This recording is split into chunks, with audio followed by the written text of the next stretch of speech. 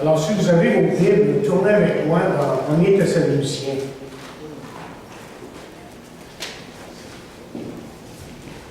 Premier Thessaloniciens et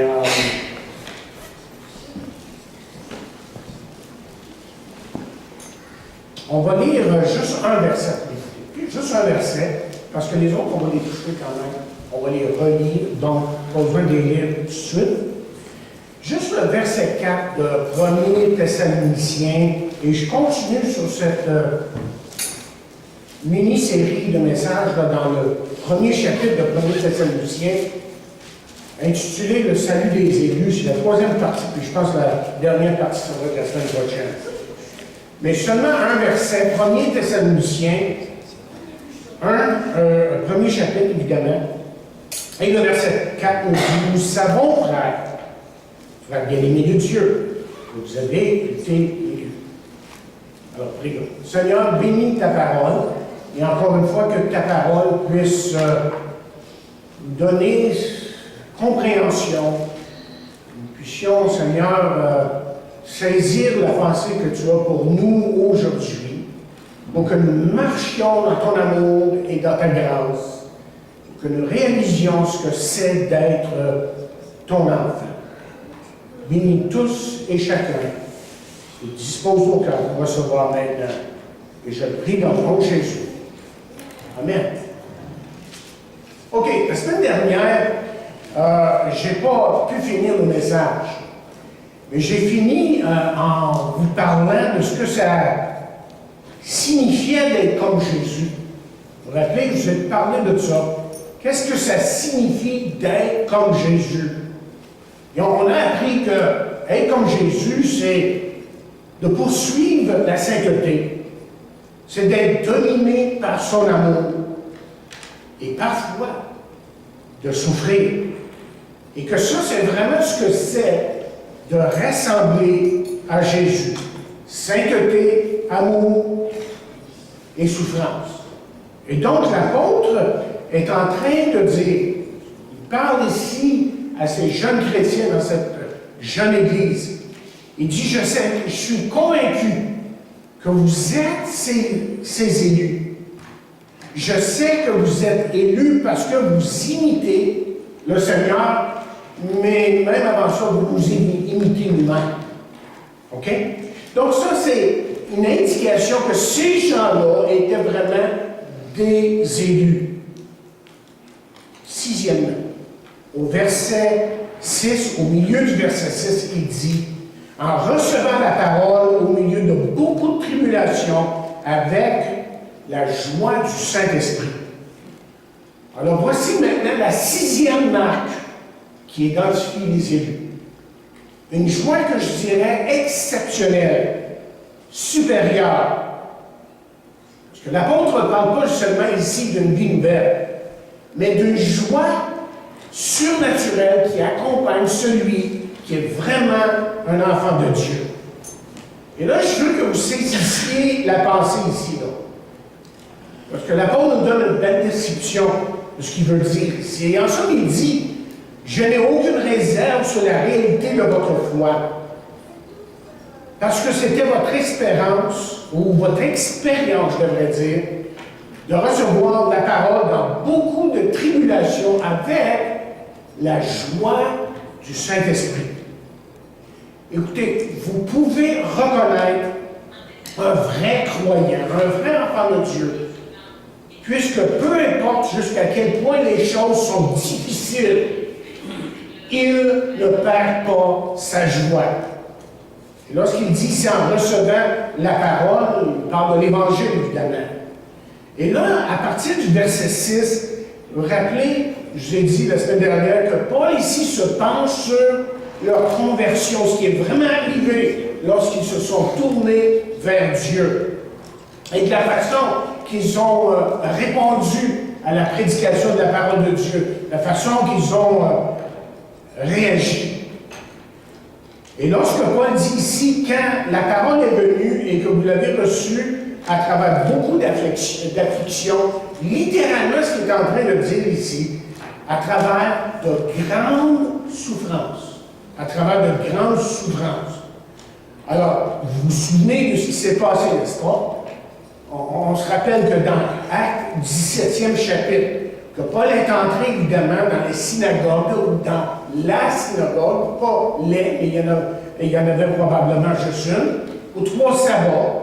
Puis les Juifs se sont mis à le persécuter, ils l'ont chassé de la ville, il s'est rendu ensuite à Bérée, et les Juifs de Thessalonique, qui le détestaient justement, se sont rendus jusqu'à Bérée pour le chasser de là aussi. Et puis, ces mêmes persécuteurs sont retournés à Thessalonique. Okay? Et là, vous pouvez être sûr qu'ils ont monté, je dirais, de plusieurs crans la persécution envers les croyants qui étaient là à Thessalonique. Et là, il faut se rappeler que sur celle-ci, Paul n'est plus là. Paul n'est plus là comme le protecteur, mais la persécution envers ces chrétiens-là a augmenté en intensité. Et pour vous montrer à quel point la souffrance était grave, il dit en somme ceci. C'est le genre de souffrance qui vient des Juifs qui ont tué le Seigneur Jésus, qui ont tué les prophètes et qui nous ont chassés. Je ne sais pas si vous le réalisez, si vous le voyez ici, là, mais c'est très fort ce qu'il dit. Lorsqu'il dit ces paroles, c'est qu'il est en train de comparer les souffrances que ces gens enduraient à la mort de Jésus et aux prophètes et à la fuite de ces 3 hommes, Paul, Silas et Timothée. Et le mot tribulation, justement, signifie pression intense. C'est une pression qui se faisait pour ces gens-là sentir de plus en plus. Et ces persécuteurs, j'imagine que ces persécuteurs voulaient absolument en finir avec Paul, les jeunes chrétiens, et si possible, même les éliminer. Les éliminer. Mais regardez ce qu'il dit au chapitre 3, verset 4. Il dit, lorsque nous étions parmi vous, il dit, nous vous avions plutôt prévenu que nous aurions à souffrir de nombreuses détresses. Et c'est ce qui est arrivé. Vous le savez bien. Chapitre 3 de 1er Thessaloniciens, verset 4. Okay?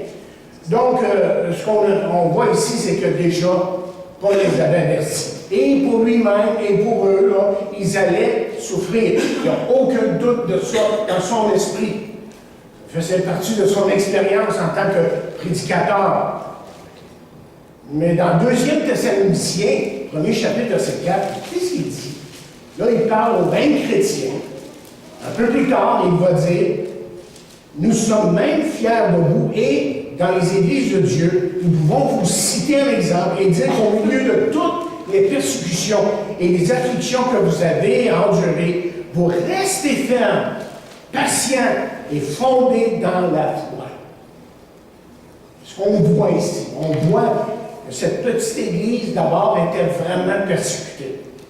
Mais l'authenticité de leur salut a été rendue évidente, parce qu'au milieu de la persécution, ils n'ont jamais perdu leur joie. C'est très important de saisir ce qu'il est en train de dire ici. Parce que cette joie dont il parle, c'est pas une joie humaine, mais c'est vraiment quelque chose, comme j'ai dit tantôt, le surnaturel, la joie du Saint-Esprit. Une joie surnaturelle, une joie spirituelle que seul un enfant de Dieu peut vivre. Et ça, chers amis, c'est une preuve du salut, qu'on est sauvé. Laissez-moi le comparer avec quelque chose, un autre passage dans la parole de Dieu. Vous connaissez, dans Matthieu 13e chapitre, Jésus enseigne la parabole du sommeur. Et là, je vais vous citer les versets 20 et 21, et je pense que j'ai pris ça de la parole vivante. Et voici ce qu'on écrit, ce que Jésus a dit. Il dit, le grain tombé sur le roc rocailleux représente celui qui entend la parole et l'accepte aussitôt avec joie. Verset 21, Matthieu 13, verset 21, il dit, mais qui ne la laisse pas s'enraciner en lui, puisqu'un homme inconstant et versetile. Dès que surviennent des difficultés. Jésus qui parle.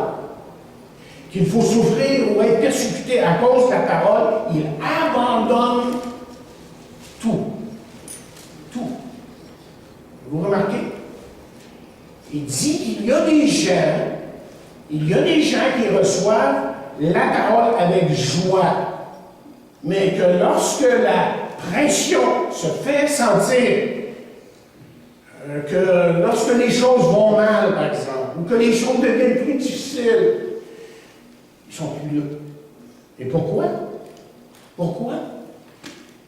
Parce que foncièrement, c'est une joie humaine qu'ils ont en eux.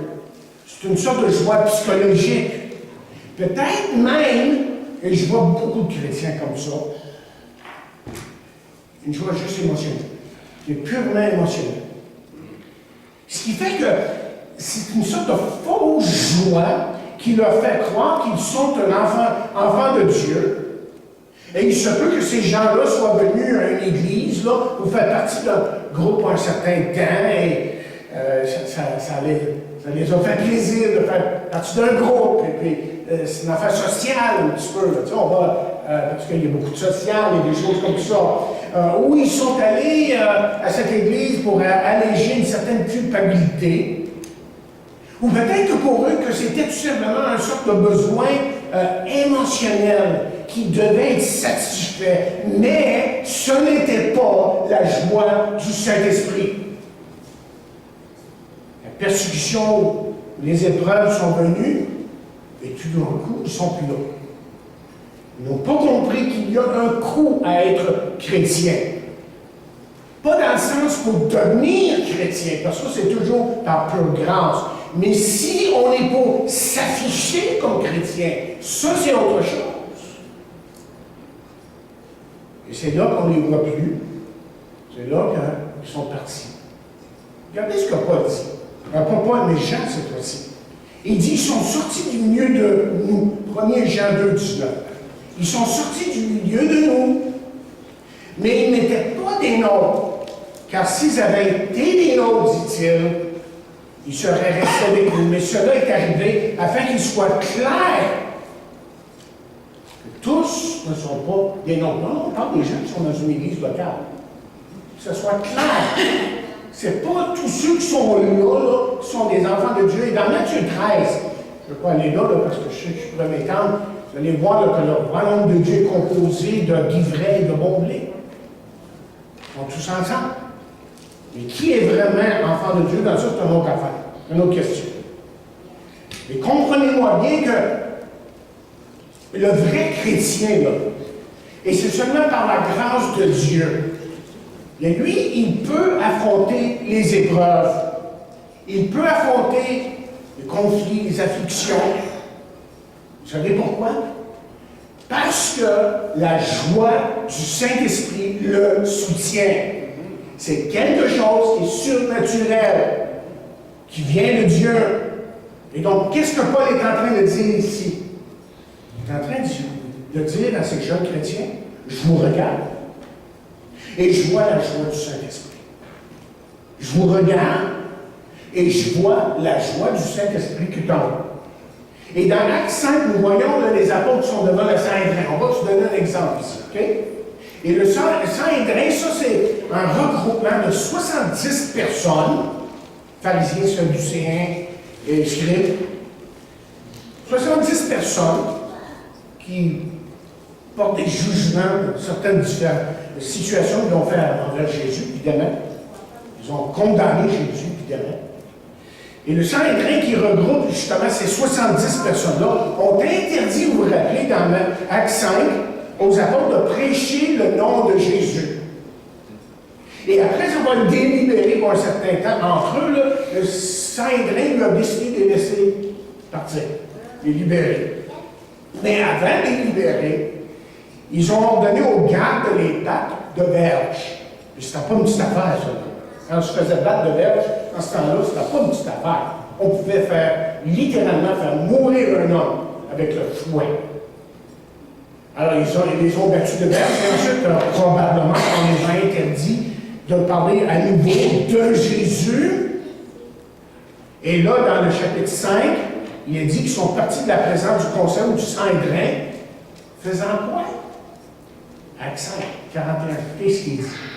Les apôtres se retirèrent de devant le Sanhédrin, joyeux d'avoir été jugés dignes de subir des outrages pour le nom de Jésus.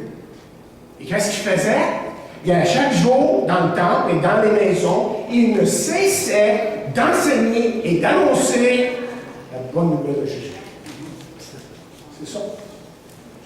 Et ça, chers amis, c'est la joie du Saint-Esprit. C'est la joie du Saint-Esprit. Sous la persécution ou la pression, il faut comprendre que la joie qui est humaine, elle meurt. Mais la joie du Saint-Esprit, elle continue à vivre et à traverser, en fin de compte, n'importe quoi. C'est une joie, vous voyez, qui est spectaculaire, surnaturelle, explosive, constante, solide, pure, mais qui vient surtout de Dieu ici. Et dans Romains 5e chapitre, versets 1 et 2, ce que l'apôtre fait, c'est qu'il décrit cette joie comme étant un état d'âme dans nos cœurs, dans la vie de celui qui appartient à Dieu. Il est comme ça, plein de joie, parce qu'il est un enfant de Dieu. Écoutez ce qu'il dit. Il dit, si donc nous avons été déclarés justes devant Dieu en raison de notre foi, nous sommes en paix avec lui grâce à notre Seigneur Jésus-Christ. Jouissons de cette paix et gardons-la. Continuez à dire ceci. Oui, c'est le Seigneur qui nous a fait pénétrer dans le lieu où règne la bienveillance divine. Par lui, nous avons, au moyen de la foi, un libre accès à la grâce et à la position, j'aime beaucoup ce qu'il dit ici, la parole vivante, et à la position privilégiée qui est la nôtre. Nous avons le bonheur de pouvoir, dès maintenant, contempler la gloire de Dieu et nous regardons vers l'avenir avec une entière confiance. Nous savons que nous serons associés à cette gloire. Notre espérance nous fait exulter. Moi, je dirais jubiler. Elle nous fait jubiler, exulter, si vous voulez, de joie. Car un jour, toute la splendeur divine sera la nôtre. Wow. C'est fort, ça, là. Hein? C'est fort. Ce qu'il vient de dire, il est bon. Et ça, vous voyez, ça fait partie de l'expérience chrétienne, ça, de celui qui est vraiment un chrétien. Tu sais, il est dans la joie et on se réjouit. Parce que le fruit de l'esprit, c'est l'amour, mais c'est aussi la joie. C'est aussi la joie. Et tout le monde connaît Philippiens 4.4.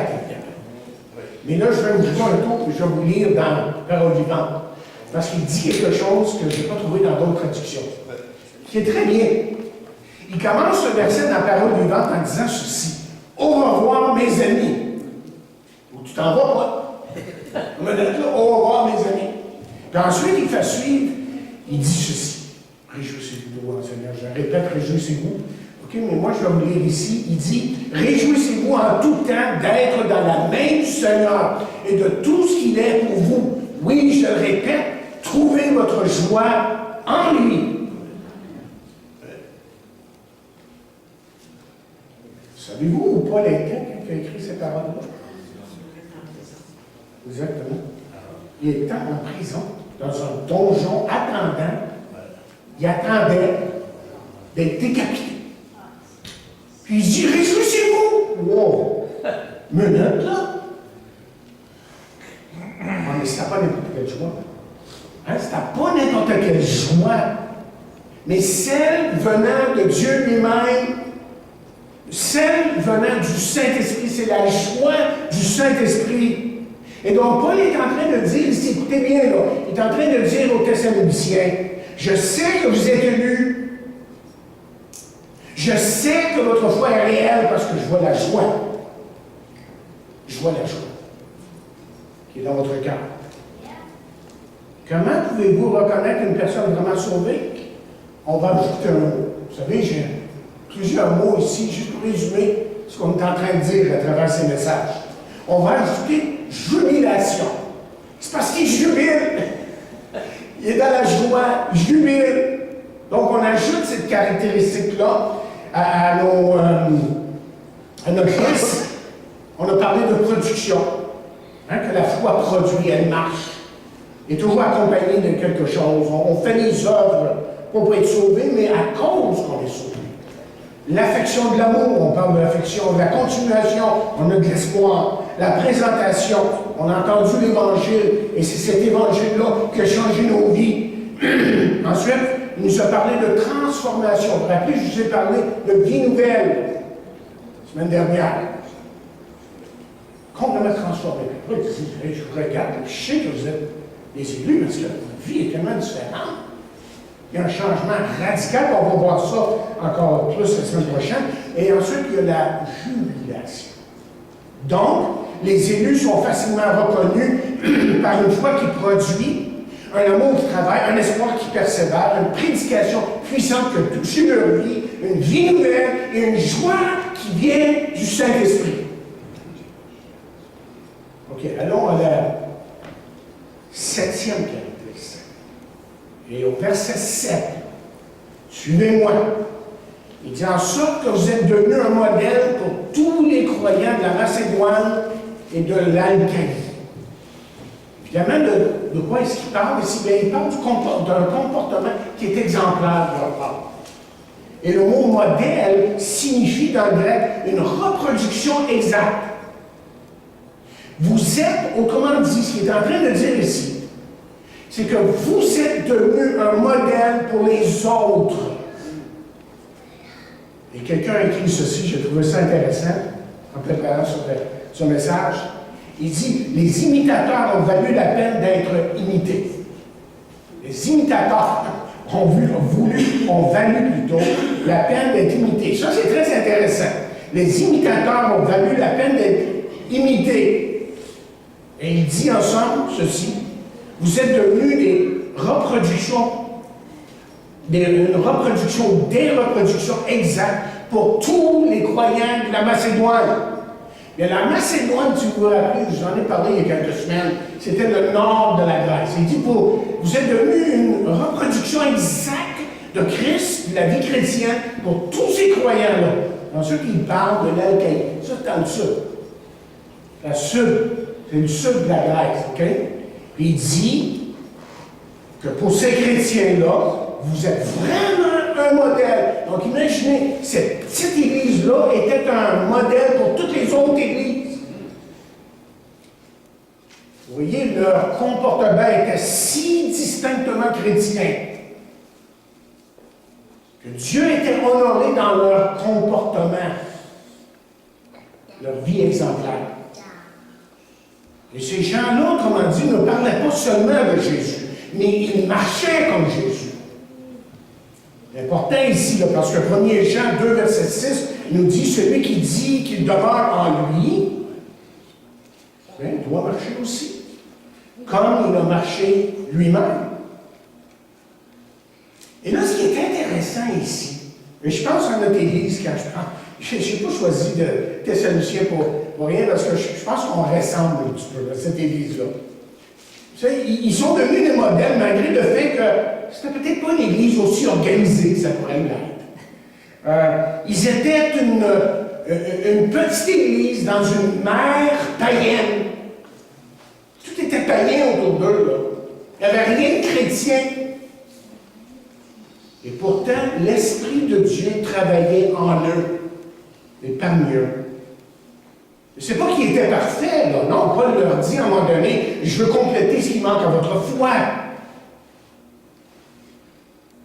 Donc, ils savaient, et eux-mêmes le savaient sûrement, qu'ils n'étaient pas parfaits, mais qu'ils étaient sur la bonne voie. Et c'est comme si l'apôtre était en train de dire, je veux que vous continuez à grandir, continuez dans la même direction.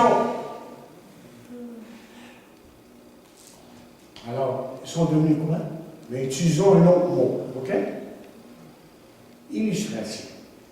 Ils sont devenus des illustrations vivantes de la vie de Christ. On les regardait, on savait ce que c'était d'être un chrétien. Donc voici sa conclusion. C'est comme si Paul dirait, je sais que vous êtes élus, que vous êtes des élus, parce que vos vies sont un modèle ou une illustration vivante pour les autres chrétiens. Intéressant. Ok, on arrive maintenant à la 8e caractéristique, au verset 8, on devrait le lire. Il dit, non seulement en effet, la parole du Seigneur retentit chez vous, dans la Macédoine et l'Achaïe, mais encore votre foi en Dieu se fait connaître en tout lieu, de telle manière que nous n'avons pas besoin d'en parler. Très intéressant ce qu'il dit ici. Et j'appellerais ça tout simplement un témoignage puissant.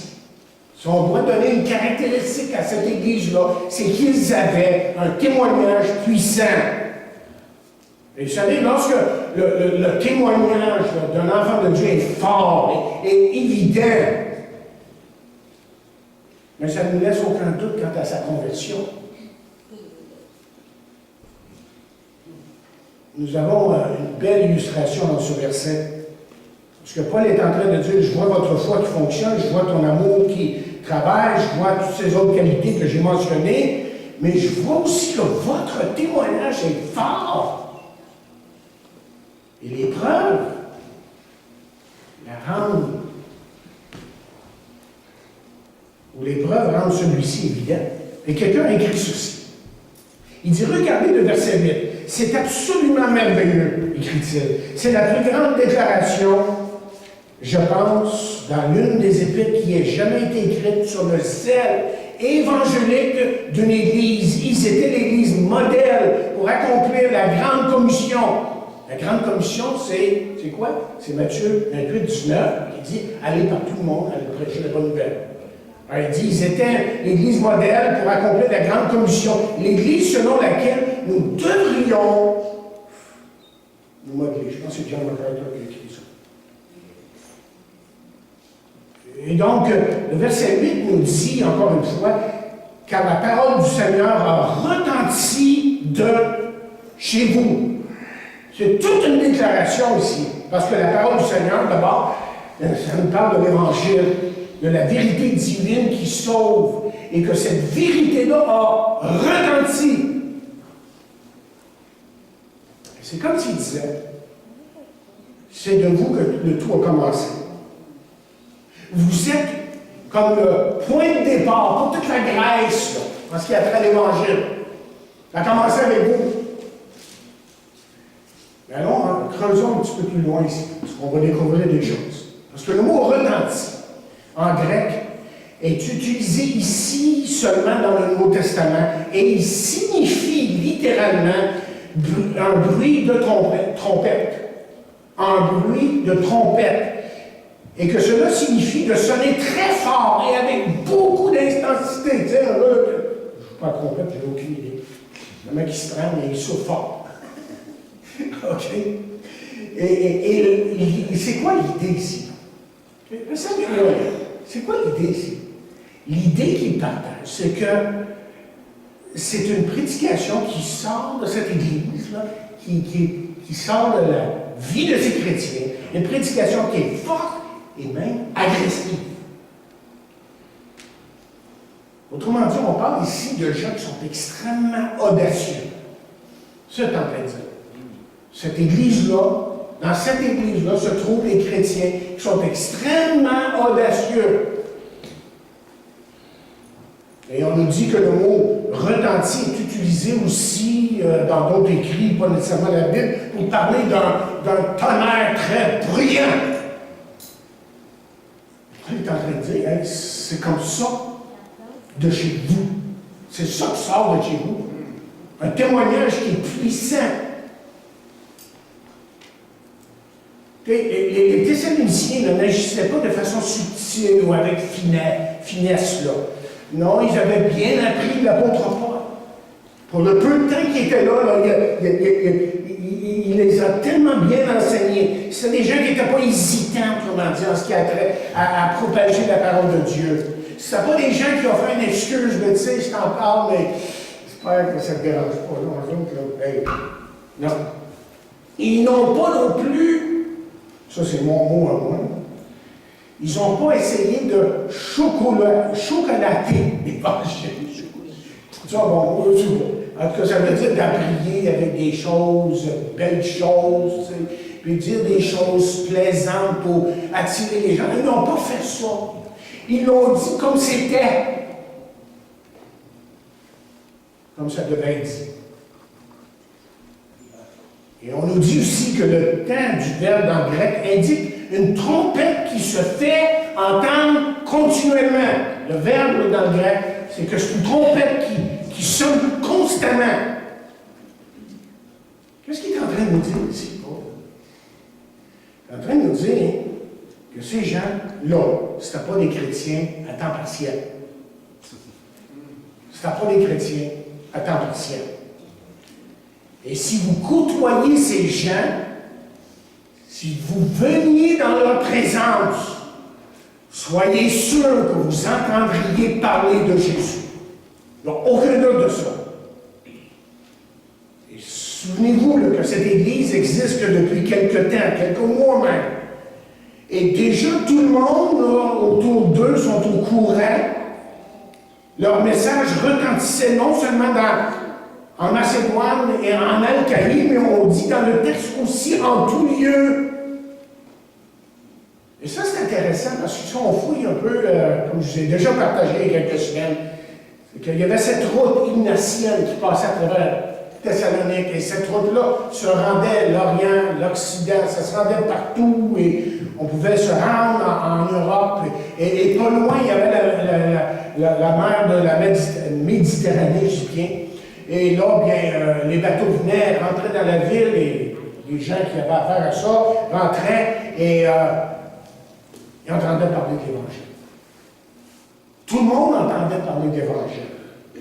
Autrement dit, le point que je veux faire ici, là, c'est que géographiquement parlant, c'était un lieu extrêmement important pour l'Évangile de Jésus-Christ. C'était extrêmement stratégique. Vous savez quoi? C'est un peu comme notre Église.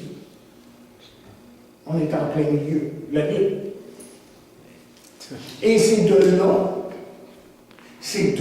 de cette petite église-là, à Thessalonique, que claironnait l'Évangile de Jésus-Christ. Les gens rentraient là, se convertissaient, s'en allaient en Europe, l'Orient, l'Occident. Allez! Wow! J'ai reçu une nouvelle vie, l'Évangile se propageait. Donc, vous voyez ici, là, ça n'a rien à faire avec la grandeur de l'Église, mais vraiment de leur conviction, de leur audace. On a l'image ici d'une Église, une petite Église, avec un témoignage qui grandissait, qui était puissant. Ils étaient dans un endroit stratégique pour évangéliser et ils n'ont pas manqué leur coup. C'est ça qui est arrivé ici. Et là, la deuxième partie du verset 8, il dit, mais votre foi en Dieu s'est fait connaître en tout lieu, de telle manière que nous n'avons même pas besoin d'en parler. Nous n'avons même pas besoin d'en dire à quiconque, à qui que ce soit, ce qui se passe chez vous, parce que déjà, tout le monde le sait. Vos actions sont pleines de noblesse. Le son de votre proclamation est fort et puissant. Et l'apôtre dit, je n'en ai pas besoin de parler de vous à qui que ce soit. Je n'ai pas besoin de parler de vous. Vous savez quoi, il en parlait. Parce que, dans 2 Thessaloniciens, chapitre 1, verset 4, je vous l'ai déjà cité, il dit, nous sommes fiers. Et dans les églises de Dieu, nous pouvons vous citer un exemple. Donc, il en parlait. On peut vous citer un exemple et dire qu'au milieu de toutes les persécutions, les afflictions que vous avez endurées, vous restez ferme, patient et fondé dans la foi. Et dans si je peux juste développer mon idée ici un peu, là. Dans 2 Corinthiens, chapitre 8, là, qu'on a lu tantôt, on a lu un verset. Paul écrit aux Corinthiens de Corinthe pour leur enseigner comment donner. Alors, il dit en résumé, en parlant des églises en Macédoine, ce qui veut dire Thessalonique, entre autres, il dit à peu près ceci, parce que je vous résume le chapitre. Il dit, laissez-moi vous dire comment quelqu'un d'autre a donné. Il parle littéralement d'argent ici. Okay? Il dit, ils subissaient beaucoup d'afflictions, souffraient beaucoup, mais leur joie était abondante et de leur grande pauvreté débordait la richesse de leur libéralité. Car je peux témoigner qu'ils ont donné selon leur capacité, au-delà de leur capacité, selon leur propre gré. On dit sans être forcé. C'était une église tout à fait remarquable ici à Thessalonique. Ils étaient pauvres, ils étaient persécutés, et certains ne pouvaient pas se trouver dans le cloître à cause de leur foi. Et parfois, on nous dit que les gens refusaient de vendre aux nouveaux chrétiens même le strict nécessaire pour vivre. C'était comme ça. Ils étaient dans une pauvreté profonde. Mais Paul dit aux Corinthiens, laissez-moi vous dire comment donner. Laissez-moi vous dire comment donner. Regardez ces Macédoniens persécutés. Ils sont très, très pauvres. Et pourtant, ils ont donné généreusement. Ils ont donné sacrificiellement. Pas un bon mot, apparemment, je vais le garder, mais avec sacrifice, dans un esprit de sacrifice. Autrement dit, cette jeune église-là, qui était pauvre, persécutée, rejetée, et mal vue de la plupart des gens, sont devenus un modèle de générosité. Et plus tard, il nous partage dans le chapitre 8 de 2 Corinthiens pourquoi ils sont si généreux. Et ils sont si généreux parce qu'au verset 5 qu'on a lu tantôt, là, lorsqu'on a pris la Sainte Seine, ils se sont donnés eux-mêmes. Eux-mêmes d'abord. C'est eux-mêmes. Ils se sont tout donnés à Dieu, ce qui fait que si nos cœurs sont véritablement donnés à Dieu, notre portefeuille le sera aussi, et notre portefeuille deviendra la propriété de Dieu. C'est exactement ce que les églises de Macédoine ont enseigné aux autres églises.